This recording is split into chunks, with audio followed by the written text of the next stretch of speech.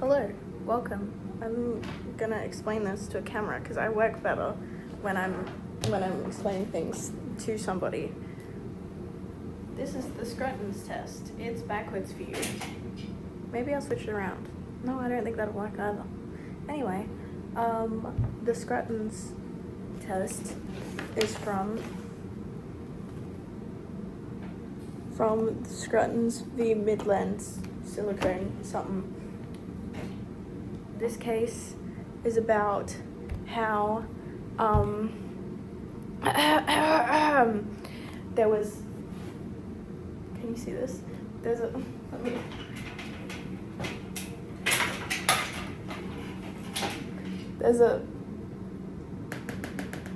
people and they want to ship this drum. So they get this ship, the carriers, they're like, please take my drum across the ocean. So they go into a contract, which is a bill of lading. And lading is like loading. So it's like a contract to load the drum across the ocean. Pretty cool.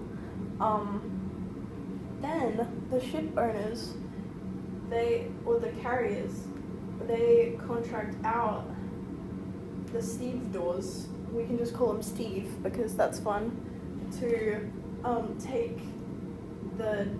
load the drum. And so basically, for all intents and purposes, they are responsible for what happens to the drum across the ocean. So the big contention of this case is whether, I should say what actually happened. They negligently caused damage to the drum. And so these people are like, rah, and so they're suing them. They're like, you damaged our drum, you're liable.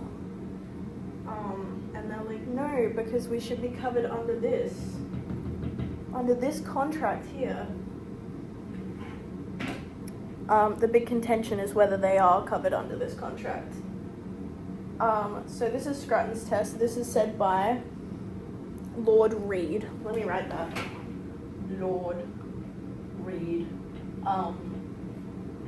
Basically, I'm trying to make it make sense right now.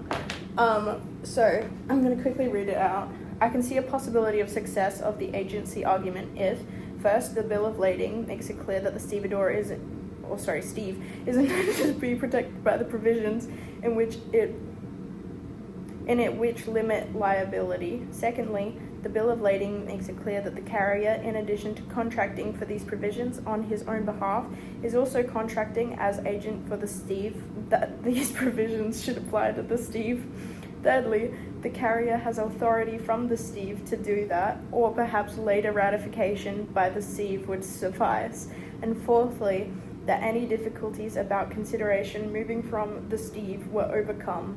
And then to affect the co-signee, it would be necessary to show that the provisions of the Bill of Lading Act 1855 apply. Okay, that's that. So let's quickly. I'm gonna A, B, C. So this is basically what it is. I could have gone back here. Steve is in contract with carriers. So Steve for this is C. Ship owners, carriers, they're B. Up here, the shippers, they're going to be A, and they have a contract with B, the carriers. Yes, the bill of lading between A and B, and Steve has been contracted out by B. Like subcontracted, basically. Okay. Let's come back here. Success. If, number one, if the contract makes it clear that Steve, is intended to be protected by the provisions limiting liability. So if this bill of lading is intended, why am I using red? Intended to protect Steve. Yeah, if Steve was intended to do that, to be protected. Next, the contract makes it clear, B, the carriers, B, in addition to contracting for these provisions on his own behalf, is also contracting as agent for C. So basically, if this bill of lading is contracted if C is basically included in this bill of lading, like on behalf, contracting as agent for Steve. So if Steve basically is included in this contract, so basically this is kind of like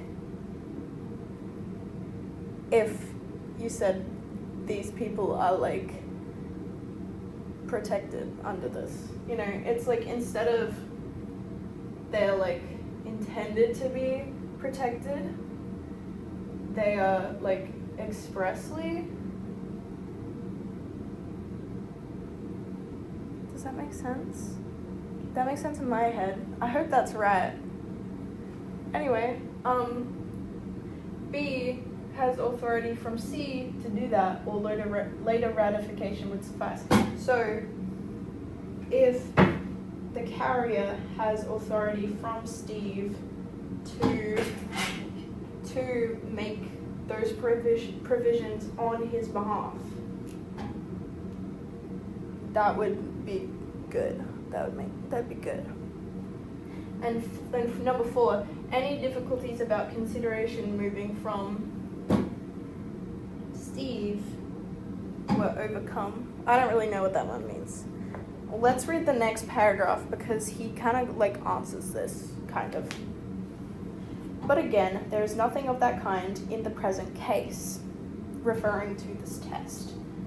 I agree with your lordship that carrier in the bill of lading does not include Steve. So that's the big thing on whether he's like whether number 2 is like fits, because Steve isn't like isn't expressly said. It doesn't say Steve or Stevedore in the thing. So sorry, let me continue. In the bill of lading does not include Steve, and if that is so, I can find nothing in the bill of lading which states or even implies that the parties to it intended the limitation of liability to extend to Steve. So it then further, this one, there's nothing that makes it clear that it's intended to even include Steve. That's crazy. Even if it could be said that reasonable men in the shoes of those parties would have agreed to the Steve should have the benefit, that would not be enough to make this an implied term of the contract. And even if one could spell out of the bill of lading an intention to benefit the stevedore, there's certainly nothing to indicate that the carrier was contracting as agent for Steve, in addition to contracting on his own behalf. This comes back to here. There's nothing to say that he was trying to protect Steve. The carrier was never intending to protect Steve by signing this contract. So it appears to me that the agency argument must fail. Yeah. It says, and the implied contract argument seems to me to be equally unsound. From the Steve's angle, they are employed to be the carrier to deal with the goods in the ship. They can assume that the carrier is acting properly in employing them, and they need not know who the goods belong to. So that was kind of like, they just assumed that they'd be good. They just assumed that they'd be protected.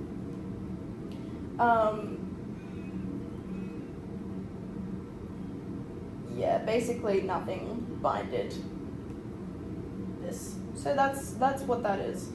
I don't really know about these. It's not really expressly said.